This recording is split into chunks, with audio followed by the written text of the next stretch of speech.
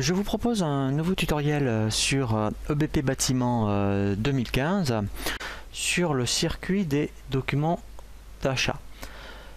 Nous allons voir comment, lorsque vous démarrez sur EBP Bâtiment, si c'est vraiment une nouvelle activité, et bien lorsque effectivement vous devez avoir du stock pour pouvoir réaliser votre activité, et bien nous allons voir tout le processus au niveau de tout ce qui est document d'achat des fournisseurs, à savoir tout ce qui est demande de prix, ensuite les bons de commande, les bons de réception, les factures. Nous verrons également aussi tout ce qui est facture d'acompte et avoir d'acompte. Première chose qui est vraiment intéressant, c'est que lorsque vous avez créé vos éléments, c'est de toujours indiquer le fournisseur dans l'élément, puisqu'en fait vous allez voir quand, vous voyez, donc dans l'onglet ici fournisseur, c'est vraiment intéressant d'associer le fournisseur dans l'élément.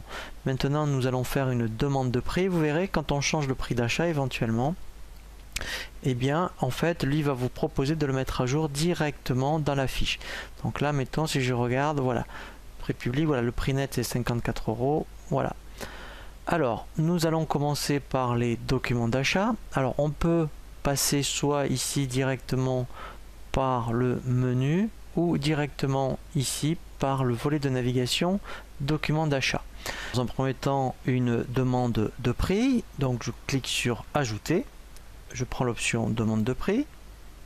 Voilà, donc là, première chose que je vais faire, je vais donc faire une demande de prix à mon fournisseur. Je vais donc chercher ici le fournisseur grossiste peinture, voilà, et là en fait je vais faire, voilà, une demande de tarif, admettons, pour tout ce qui est peinture sous couche. Voilà, donc je pourrais rajouter d'autres éléments. Alors ensuite, après, effectivement, je peux donc, en cliquant sur le bouton imprimer, alors le bouton imprimer, il y a une particularité, il ne va pas directement imprimer, il faut cliquer sur imprimer pour effectivement en fait avoir ici, voyez, toute une liste de possibilités au niveau des devis. Et là après effectivement on peut, voyez, admettons, en faisant aperçu, voilà, donc là avant de l'envoyer par mail, et bien je regarde si tout est conforme, voilà, et après donc effectivement quand je faisais imprimer, ici vous voyez j'ai l'option envoyer par mail. Donc une fois que mon fournisseur m'a répondu, et bien après je passe vraiment en commande, donc je confirme la commande. Donc dans ce cas là après, et bien en fait une fois que j'ai reçu, je vais donc le devis, je vais donc le transférer. Donc pour ça je fais bouton droit, je clique ici sur l'option soit transférer, soit dans le volet de navigation, je fais donc la transférer, je vais le transférer en commande.